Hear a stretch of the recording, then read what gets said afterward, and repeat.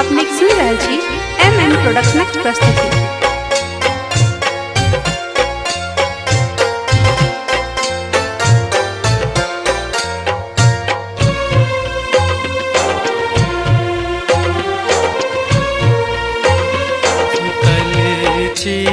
यो बाबा नयन चक्षु मुनने उठियो न दानी विपत्ति में पड़ल छी। सुतल छी यो बाबा नयन चक्षु मुनने उठियो न दानी विपत्ति में पड़ल छी। सुतल छी यो बाबा। अपने सुन रहल छी MM प्रोडक्शनक प्रस्तुति।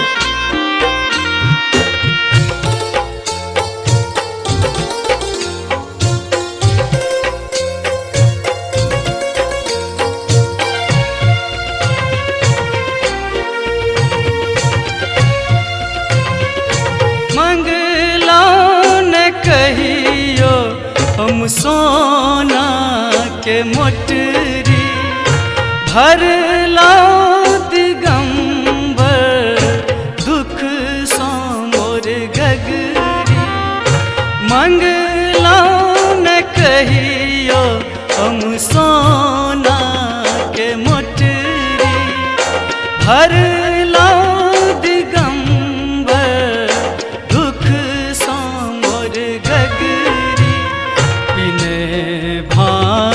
बाबा अपने में रमल छी। उठियो न दानी विपत्ति में पड़ल छी। सुतल छी यो बाबा।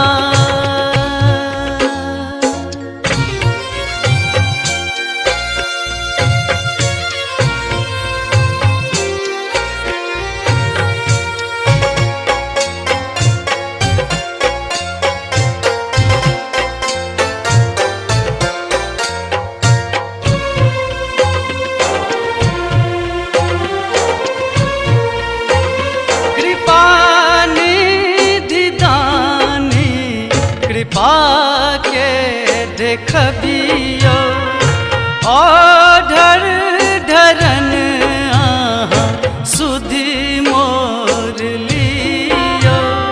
कृपा निधि दानी कृपा के देखबियो ओढ़र ढरन आहाँ सुधि मोर लियो।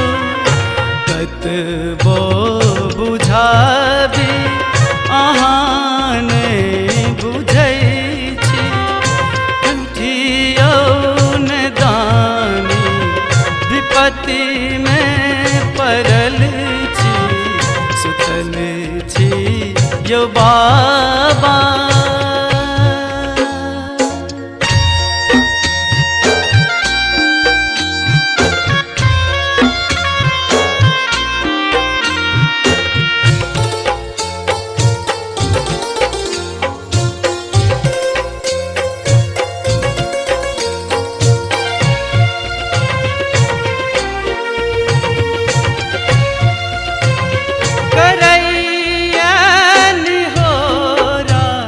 निज पुत्र आनंद भरला दुख सो सरोजक जीवन।